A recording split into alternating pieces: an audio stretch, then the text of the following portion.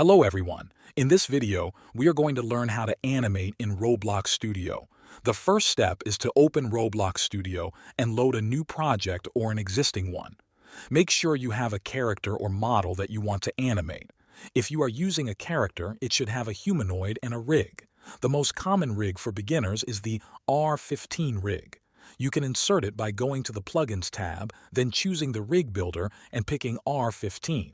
Next, go to the Plugins tab again and click on Animation Editor. When the editor opens, select your rig or character. A timeline will appear at the bottom of your screen. This is where you will create and edit movements. To start animating, click on a body part in the Explorer or directly on the rig. Move, rotate, or position it the way you want. When you do this, Roblox will automatically create a keyframe on the timeline.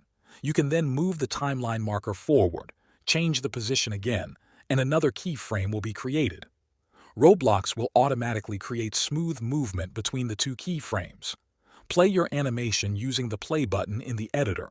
If it looks too fast or too slow, you can drag the keyframes to change the timing. If you want to loop the animation, you can set that later when you export it. When you are happy with your animation, click on the Export button in the animation editor. Give it a name, and Roblox will upload it to your account. You will get an animation ID that you can use in your scripts. With practice, animating in Roblox Studio will feel more natural, and you will be able to create more advanced movements for your games. Thanks for watching.